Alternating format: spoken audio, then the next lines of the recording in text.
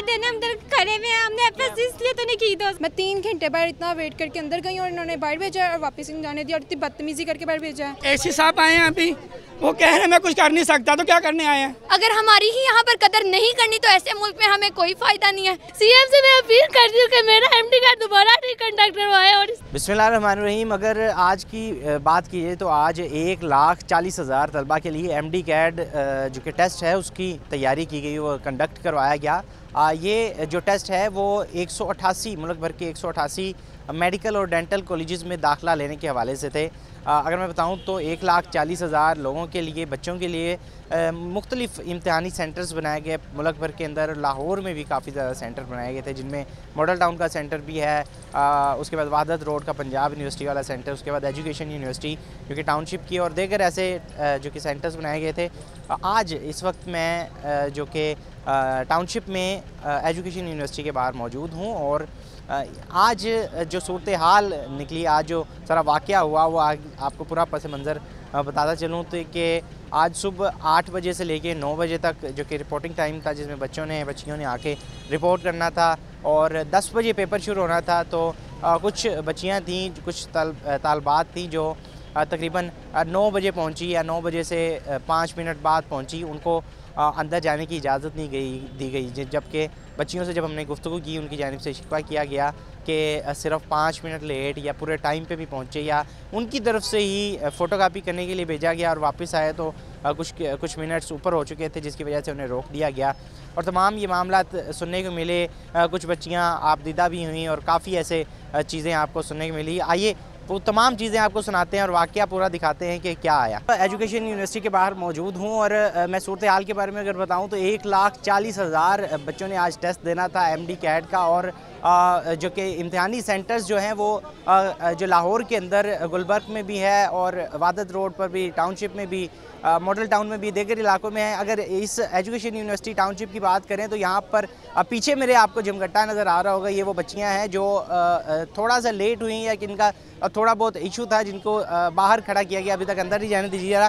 अब बच्चे काफ़ी इमोशनल भी हुए हैं, बताइएगा क्या कहेंगे, कब से आप आए हुए हैं, क्यों नहीं अंदर जाने? अस्सलाम वालेकुम। हम सर 9:07 पर आए हैं, ठीक है। हमें था कि 1 घंटे का पीरियड इन्होंने दिया हुआ है कि उसके अंदर 10 बजे से पहले हमने चले जाएंगे, 10 बजे पेपर स्टार्ट होगा, ठीक होगा।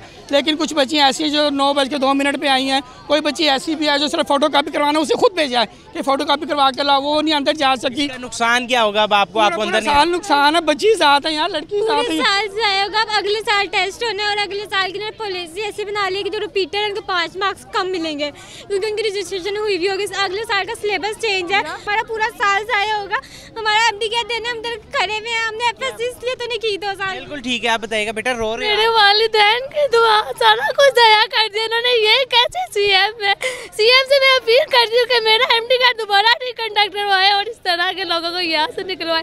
मेरे वालिदैन की कमाई क्या हराम थी जो आज मैं इधर खड़ी हुई हूँ। मेरे वालिदैन की कमाई हराम थी मेरे वालिदैन की कमाई। बिल्कुल ठीक है, यहाँ पर देकर भी मौजूद हैं। आप बताइएगा कि बच्चियों को आप टेस्ट देने आए हैं, क्या कहेंगी बेटा?